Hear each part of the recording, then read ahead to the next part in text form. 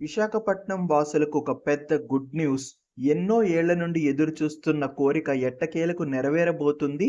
విశాఖపట్నం, బెంగుళూరు మధ్య కొత్త రైలు పట్టాలెక్కబోతుంది.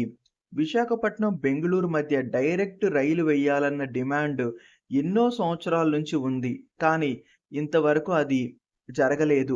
ఒకప్పుడు ప్రశాంతి ఎక్స్‌ప్రెస్ రైలు విశాఖపట్నం, బెంగుళూరు మధ్య నడిచేది. కానీ దాన్నేమో భువనేశ్వర్ వరకి పొడిగించటంతో విశాఖపట్నం, బెంగుళూరు మధ్య డైరెక్ట్ డెడికేటెడ్ రైలు లేకుండా పోయింది.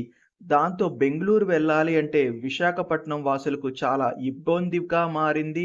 మరియు పైనుండి వచ్చే రైళ్లపైనే ఆధారపడవలసి వస్తుంది. ఆ రైళ్లలోనేమో ఖాళీలు ఉండటం లేదు. అందుకనే రెగ్యులర్ రైలు వేయాలి అని ఎన్నో సంవత్సరాల నుండి ప్రజలు డిమాండ్ చేస్తూ వస్తున్నారు. అప్పుడప్పుడు ప్రత్యేక రైళ్లను నడుపుతున్నారు, కానీ అవి కొంతకాలం నడిపి ఆ తర్వాత ఆపేస్తున్నారు. అందుకనే ఒక రెగ్యులర్ రైల్‌ని విశాఖపట్నం, బెంగుళూరు మధ్య వెయ్యాలి అని ప్రజలు కోరుకుంటున్నారు. ఎట్టకేలకు వాళ్ళ కోరిక కొంతవరకైతే నెరవేరింది.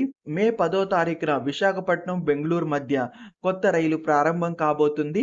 విశాఖపట్నం నుండి బెంగుళూరు వెళ్ళేటప్పుడు ఈ ట్రైన్ నెంబర్ వచ్చేసి 18509. ఈ ట్రైన్ విశాఖపట్నంలో ప్రతి ఆదివారం నాడు మధ్యాహ్నం 3:20 ఉంటుంది. బెంగుళూరు వచ్చేసి నెక్స్ట్ డే మధ్యాహ్నం 1:50 చేరుకుంటుంది.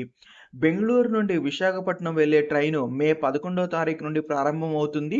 ఈ రైలు నెంబర్ వచ్చేసి 18510. ఈ ట్రైన్ బెంగుళూరులో వచ్చేసి సోమవారం నాడు మధ్యాహ్నం 3:50 ఉంటుంది. విశాఖపట్నం వచ్చేసి నెక్స్ట్ డే మధ్యాహ్నం 1:30 చేరుకుంటుంది. ఇది కేవలం వారంలో ఒక్కరోజు మాత్రమే నడుస్తుంది. ఈ ట్రైను బెంగుళూరు, విశాఖపట్నం మధ్య ప్రయాణించడానికి తీసుకునే సమయం వచ్చేసి యావరేజ్‌గా 22 గంటలు.